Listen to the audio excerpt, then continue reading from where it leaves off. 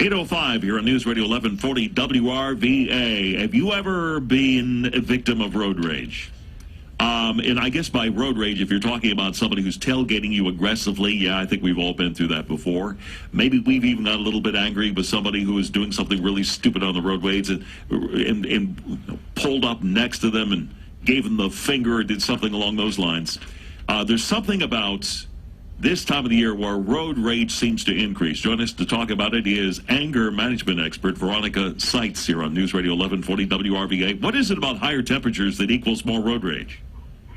Oh, there's so much going on. In the heat of summer, you've got people on vacation, you've got people that are stuck at work, and then we're not taking care of basic body needs, just, basic hydration, recognizing we're going to be on the road with drivers that maybe haven't planned and prepared.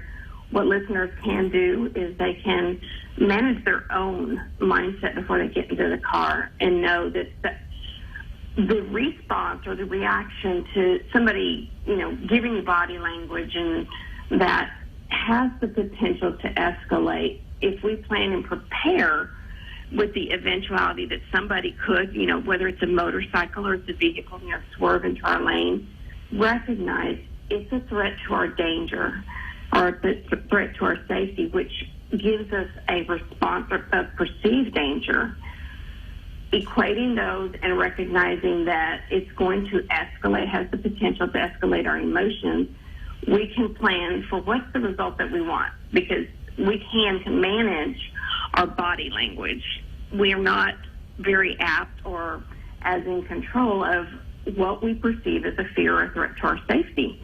Just recognizing what we can do is a big contributor to not allowing road rage to escalate and then become a dangerous or, life-threatening situation to other drivers as well as, the two that may be involved. Well, it seems to me, Veronica, summer driving season is here. You got to be a defensive driver, which means you have to assume there are going to be idiots out there on the roadways with you. They're all around, so you just have to be on the lookout for them and not overreact when they do something stupid because they're going to do something stupid anyway.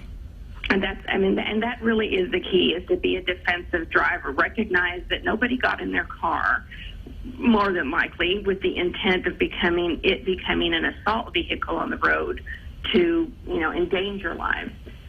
Things happen, and unfortunately, we've got so many distractions with phones, and, people just cannot put down the technology, and that enrages us because, you've got some drivers that they won't touch their phone in the car, but then you've got somebody else that, either has poor air conditioning, they're on the phone, and, there you are doing the best you can to drive safely. Planning and preparing for the kind of response you're going to have lends to a better situation for you as a driver, although we can't control what other drivers are doing. Right. What is it about the switch that flips in some people's heads, Veronica, that tells them that it's okay to get aggressive, it's okay to try to pull somebody over, for example, that you think has done you some sort of a wrong, and it's okay for you to try to confront somebody else? Well, it is a flip that it is a flip that switches, but it's not so much that we think about that it's okay. It's a threat to our danger. Our life has been threatened, and people respond in a survival mode. And some people in their survival mode go into a fight mode. And in temperatures like this in summer, it's very, very common that the aggressor comes out in people. And, I can confess this as a true thing. If I'm a woman in a car having a hot flash and somebody's cut me off, heaven help the highway. Hey, thanks for the warning. Let me know where you're going to be later today. I want, if you're doing that, I want to make sure I'm nowhere near you. But it's knowing what our own responses are. That it's just taking care of managing what we know is possible and choosing to do different. Because we all know ourselves well enough to realize that, if we step back from the moment long enough to really think through what just happened, we are afraid. We've been endangered. And if you're driving with your family, the escalation goes up even more so than if you are singly driving in your own right. car. If you've had the kids in the car, you're more inclined to get angry because you think that somebody's put your kids in danger. All right, Veronica, thanks for joining us. That's anger management expert Veronica Sites joining us.